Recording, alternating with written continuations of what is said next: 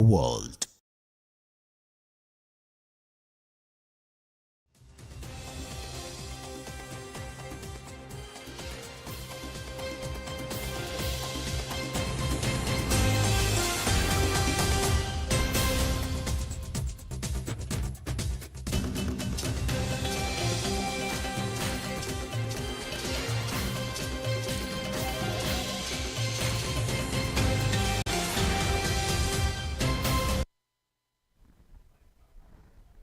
It's midday. Good afternoon to you and welcome to Bena Midday News, coming to you live from Benab House, Atomic Junction, Medina. My name is Sherifatu Ayuba. Coming up in today's bulletin.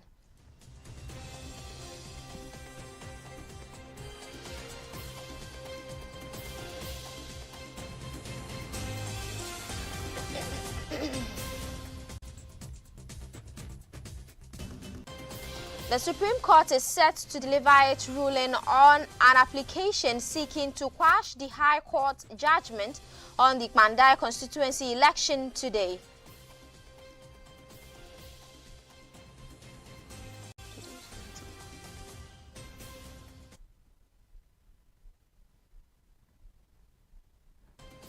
And in other stories, mobile money transactions in Ghana surged to a record of 518.4 billion Ghana cedis in December 2025, according to the latest Bank of Ghana summary of economic and financial data.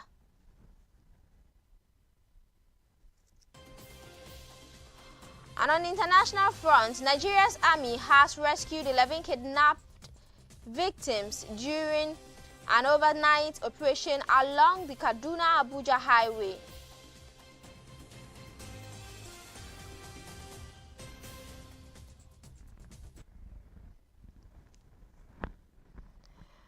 We'll bring you details of these stories shortly.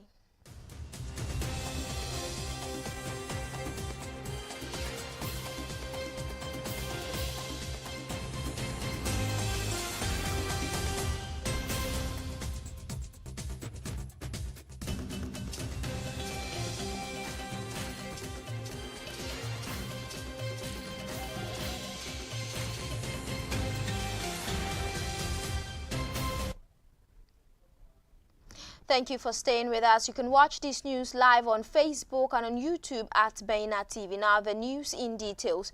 The Supreme Court is set to deliver its ruling on Wednesday, January 28, 2026 on an application seeking to quash the High Court judgment that annulled the parliamentary election results for the Mandai constituency in the northern region. The case arises from a decision by the Tamale High Court which overturned the election of New Patriotic Party Member of Parliament Matthew Nyindam after a petition filed by the National Democratic Congress candidate Daniel Nsala Wakpal.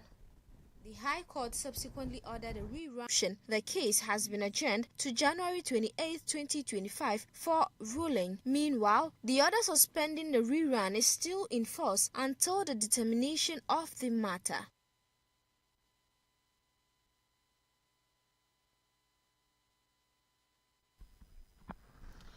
The Driver and Vehicle Licensing Authority (DVLA) has clarified that the current fees for vehicle onboarding under its digital registration exercise is 25 Ghana cedis, urging the public not to pay any amount beyond this charge. In a statement issued on Tuesday, January 27, 2026, the authority explained that the vehicle onboarding exercise, which began fully this year 2024, is an ongoing process aimed at verifying and migrating all manually registered vehicles onto a digital platform.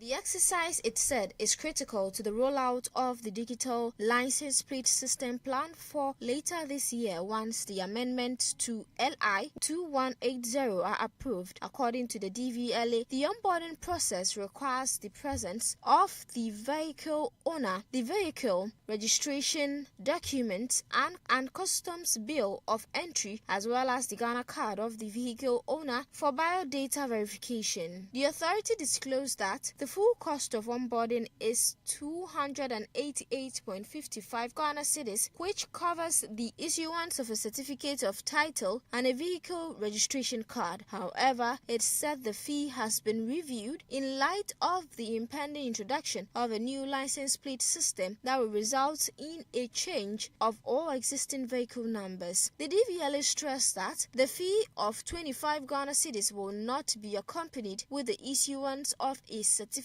of title and a vehicle registration card, adding that these documents can be obtained later during the acquisition of the new license plate. Highlighting the importance of the certificate of title and VRC, the authority noted that the document established ownership status and transfer records, safeguard against fraud, theft and unlawful transfer of title, and also provides ease in insurance acquisition as well as reliable records of vehicle history. While acknowledging that some vehicle owners may need these services earlier due to personal circumstances, the DVLA said the application for these services would also be available at all DVLA offices during the issuance of a new number plate. The authority issued a strong warning to both staff and public, stating that at no point during the current onboarding process should a client be required to pay more than the stated 25 Ghana cedis. It further urged members of the public to deal directly with DVLA officers at their various stations, ensure they take official receipt, and report any staff of the authority who may make financial demands beyond what has been stated in its release for action.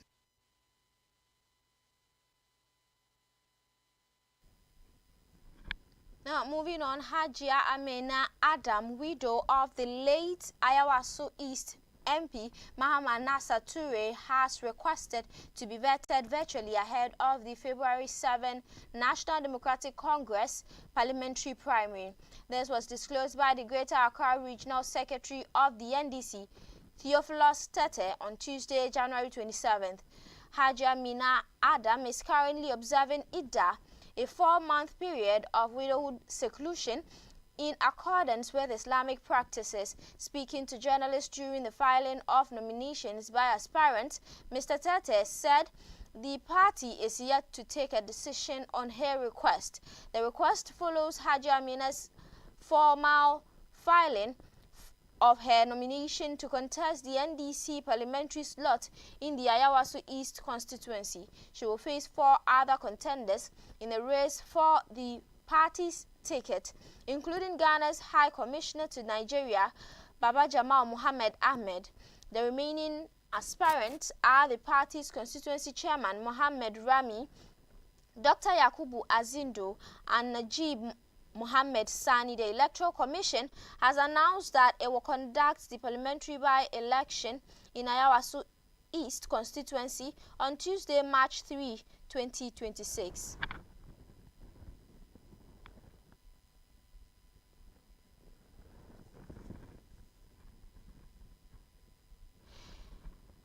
A significant cultural milestone was marked in Accra as the Kanuri Baribari community in Ghana crowned new title holders in a colorful traditional ceremony. The ceremony was conducted under the auspices of Shehu Alhaji Masaudu Abari of Masarautar Kanuri, Baribari, Ghana, with royal blessings from the National Chief Imam and life patron of the Baribari Association Ghana, Sheikh Osmanuhu Shaributu. It was a moment of pride, heritage and tradition as members of the Kanuri community gathered for the coronation ceremony. The event, held on Saturday, 24th January, attracted religious leaders, traditional rulers and well-wishers from across the country. The coronation took place amid prayers, traditional rites, and cultural display. National Imam of the Baribari in Ghana, Imam Ahmed Tijani, gave a brief history about the Kanuri Baribari community and also advised the new leadership to work hard and also called for peace and unity. This Kanuri community is one of the oldest influential people of the Central Sudan and the longest lasting empires. Briefly, the origin. The Baribari or the Kanuri originated from the Kanim region northeast of Lake Chad in the 18th to 19th century. It also dates back to the 800 to 1380 Christian era, ruled by the Saifawa or Safwa dynasty. Gallant ladies who are going to be to enjoy the coronation for a balance in leadership. All those invited here, please, you are in the safest hands of His Eminence, with the support of Sheikh Umbarno and President Mohammed Siraj and the entire Bari Association of Ghana. Indeed, you are most welcome to this glorious occasion. So, feel at home, enjoy yourself in the rest of the activities. Wassalamu. The newly crowned Hajia Zalia Atakaice as the Giwarmatan Kanuri of Ghana highlighted some projects she plans to undertake in the Zongo communities. She also expressed her joy and appreciation and promised to work diligently. Stranger to it. This is just to solidify it and also give me a larger platform and reach outside in the ordinarily that when you're rich. And now go to Masarauta for this opportunity and also be able to handle this. And Kasani already now advocacy is something I've been doing for over 10 years. Alhamdulillah, I'm manago de ma Allah the kara protect in doing whatever I do. So, matsayin da kiwon mata, me da zaki kara akan abin da kike yi ta, because wannan kamar elevation ne daga abin da kike yi ta zuwa yanzu. So, in that I'm the opportunity for my acceptance speech within it, and now I mentioned how I invited women organization heads of them. They are all here, so that will solidify our unity. So we are help because Zango women have been marginalized for a very long time. So with this opportunity, and just affords me the platform to be able to reach out to these individual organizations outside. That's so we are Mata na wahala so say yes abubu ya sake we are getting the education ma what's abubu na rike mubaya just one raise awareness when it comes to our economic empowerment, our health especially. I have a niece that passed away and lost a child because of awareness, and so these are things that are dear to my heart, and that inshallah now the very best in with the help of organizations in the national network that so much about inshallah.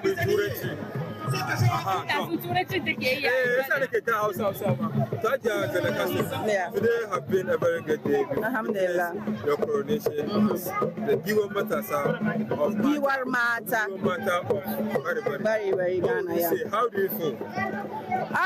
Honestly, I don't know how I feel. It's overwhelming, but alhamdulillah, it feels great. I just pray that I'm able to hold this position. Allah gives me the wisdom to carry this torch, because it doesn't seem to be easy. For the couple of days, I've been thinking about it, wondering what is it about. Even though I've been told I've been groomed, it's something that I will learn to kind of nurture myself into, so that I'll be able to give out what the best of me. What are your plans?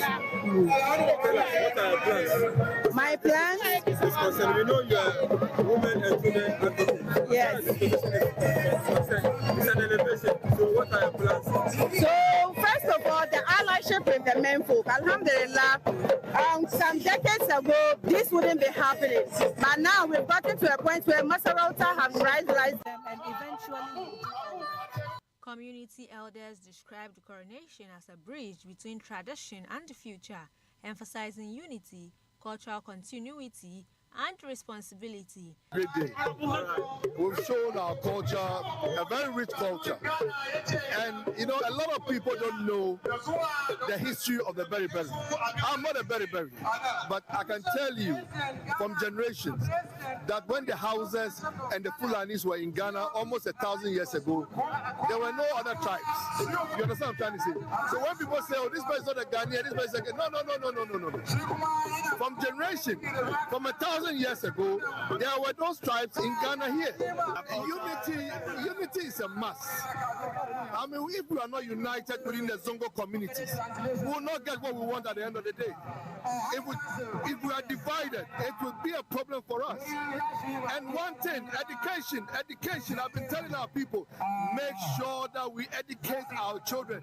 That is the only thing that we can give them. One day when we are not in this world, they will be able to flow. You understand what I mean? Thank you very much. The coronation concluded with goodwill messages and celebrations as the community welcomed a new chapter in its traditional leadership. Yes, this is splendid.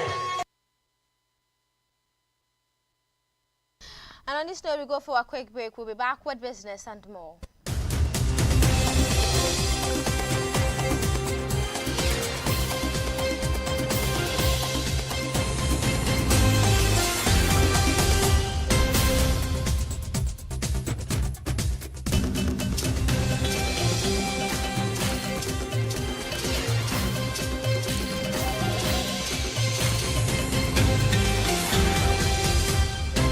It's back again. It's bigger and better. Brace yourselves for the third edition of the biggest pre-Ramadan fair in town. It's the Baina Trade Connect 2026. 2 days of endless sales and unmatched vibes. Mark your calendars on the 14th and 15th February 2026 at Zurak Park, Libya Cortez, Medina from 8 a.m. to 8 p.m. each day.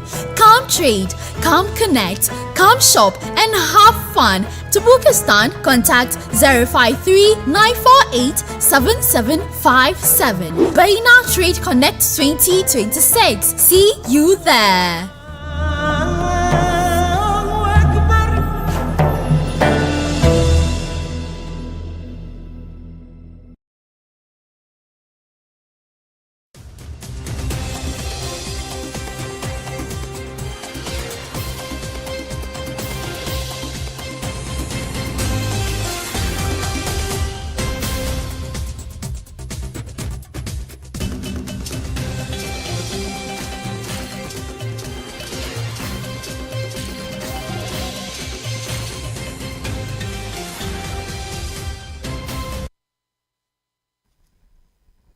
Thank you for staying with us. Remember, we are still streaming live on Facebook and on YouTube at Baina TV. Now, let's move on to some business story.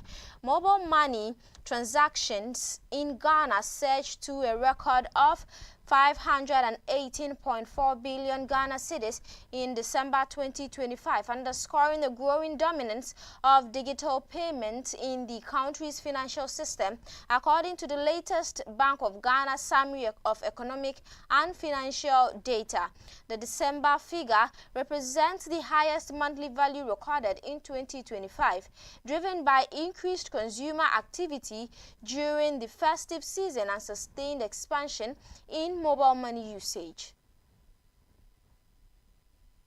Transaction volumes climbed to 982 million transactions, up from 892 million in November, reflecting both higher spending and wider adoption of digital payment channels. Active mobile money accounts rose sharply to 26.7 million in December, compared with 25.5 million a month earlier, while the number of registered accounts increased to 80.5 million, highlighting continued financial inclusion gains. The mobile money agent network also expanded, with 491,000 active agents recorded at end of the year. Balances held on mobile money wallet climbed to 39.6 billion Ghana cedis, the highest level in 2025, suggesting stronger liquidity in the digital payment ecosystem and growing confidence in mobile wallet as a store of value. Interoperable mobile money transactions also strengthened in December, with transaction values rising to 5.8 billion Ghana cedis, up from 4.9 billion Ghana cedis in November, supported by increased cross-network transfers during the holiday period. By contrast, traditional payment instruments continue to play a smaller role. Check transactions amounted to 37.3 billion Ghana cedis in December, significantly below mobile money values, while electronic payment channels such as GHIPSS instant payment recorded 73.3 billion Ghana cedis in transaction value during the month. With this, the data reinforces mobile money's position as the backbone of Ghana's retail payment system, with seasonal spending, rising smartphone penetration, and agent network expansion expected to sustain growth in 2026. Now moving on to some news beyond our borders, Nigeria's army said it has rescued 11 kidnapped victims during an overnight operation along the Kaduna-Abuja highway, according to the military troops from the forward operation base in Doka spotted the group on the 9th of January 26th using long-range surveillance equipment. Soldiers moved in after observing the gunmen escorting their captives along a bush path.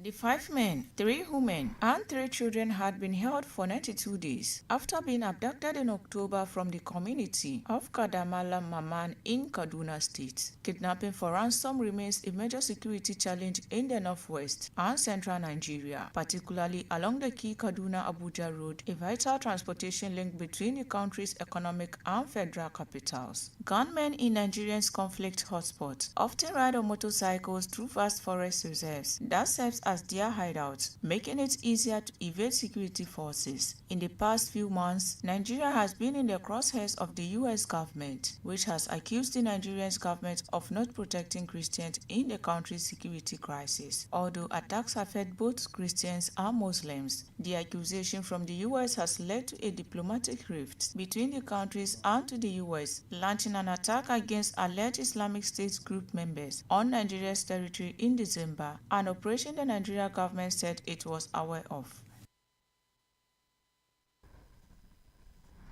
Now moving on to sports, Midiama Sporting Club defender Kamaridini Mahmudu has signed for Al Hilal Omdurman of Sudan on a 3.5-year deal. The move ends the right-back stint with the Tarkwa-based club after joining from Tamale Cities in the 2023-2024 season. He scored 5 goals this campaign after match day 20 in the Ghana Premier League and holds the record of most goals by a defender, 8 in the 2024-2025 season. Midiama Sporting Club expresses its sincere appreciation of Kamaridini Mahmudu for his dedication, professionalism and outstanding contributions and wishes him every success in the next chapter of his career.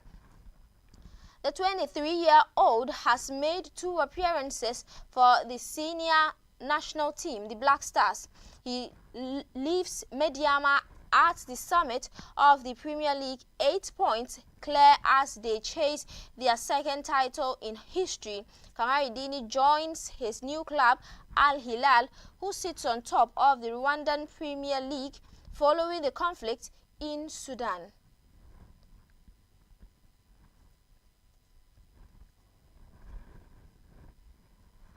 And that's it for our midday news. Log on to our website, benamultimedia.com for more news. My name is Sherifatu Ayuba. Have a good afternoon.